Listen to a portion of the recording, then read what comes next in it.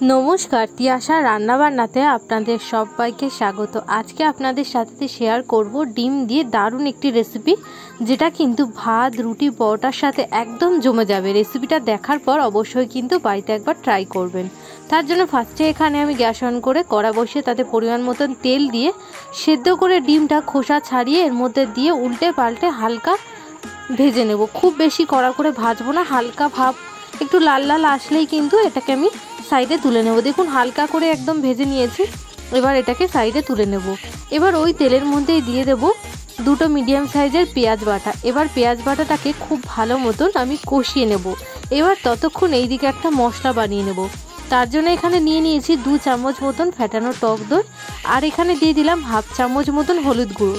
এবার টক দইয়ের সাথে হলুদ গুঁড়োটা কিন্তু খুব ভালোভাবে মিশিয়ে নিতে হবে, যাতে টক দইয়ের মধ্যে যে দানা দানা থাকে সেটা যেন একদম না থাকে। তারপর এর মধ্যে অ্যাড করে দিলাম 1/2 চামচ মতন লঙ্কার গুঁড়ো। ঝালটা কিন্তু অবশ্যই স্বাদ মতন দেবেন, কম বেশি যে যেরকম খান সেই অনুযায়ী কিন্তু অ্যাড করে নেবেন। তারপর এখানে 1/2 চামচ মতন দিয়ে দিলাম জিরের গুঁড়ো, দিয়ে আবারও খুব ভালো মতন করে কিন্তু এটাকে মিশিয়ে নিতে হবে, যাতে সব মশলার সাথে টক দইটা খুব ভালো মতনভাবে মিশে যায়। দেখুন খুব ভালো মতনভাবে কিন্তু মিশে গেছে। এবার 1 চামচের 4 ভাগের 1 ভাগ মতন সামান্য একটু পরিমাণে চিনি দিয়ে দেব। চিনিটা দিলে কিন্তু টক দইটা যে একটু টকটা ভাপার ব্যাপারটা থাকে সেটা না খুব ভালো ব্যালেন্স হয়, তো এর জন্য কিন্তু দিয়ে দিলাম। দিয়ে খুব ভালো মতন মিশিয়ে আমি স্বাদ মতো নুনটাও একটু অ্যাড করে দিয়েছি, তো মিশিয়ে নিয়েছি। এবার দেখুন পেঁয়াজ বাটাটাকে খুব ভালো মতন করে কিন্তু কষিয়ে নেব।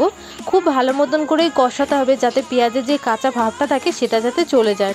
খুব ভালো মতনভাবে কিন্তু এটা কষানো হয়ে গেছে, কালারটাও একদম চেঞ্জ হয়ে এসছে।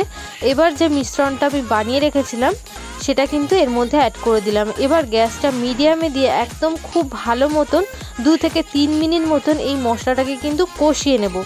খুব ভালো মতনভাবে কষিয়ে নিলে ভেজে রাখা ডিমটা এর মধ্যে অ্যাড করে দিলাম। এবার ডিমটা দিয়ে আবারও খুব ভালো মতন হালকা নাড়িয়ে চাড়িয়ে এভাবে কিন্তু কষিয়ে নেব, যাতে ডিমটার সাথে মশলাটা খুব ভালো মতনভাবে মিশে যায়। দেখুন ডিম আর মশলাটা খুব ভালো মতনভাবে কিন্তু মিশে গেছে, আর মশলাটাও খুব ভালো মতনভাবে কষানো হয়ে গেছে। দেখুন মশলা দিয়ে কিন্তু তেল ছেড়ে এসছে। এবার কিন্তু এর মধ্যে আমি 1/2 কাপ মতন জল অ্যাড করে দেবো।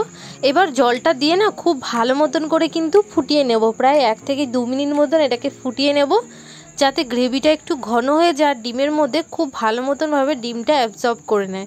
দেখুন খুব ভালো মতনভাবে কিন্তু এটা ফুটে গেছে, এটা কিন্তু একদম রেডি হয়ে গেছে। রেসিপিটা যদি ভালো লাগে তাহলে কিন্তু অবশ্যই লাইক কমেন্ট আর সাবস্ক্রাইব করবেন, আর এইভাবেই আমার পাশে থাকার অনুরোধ রইল।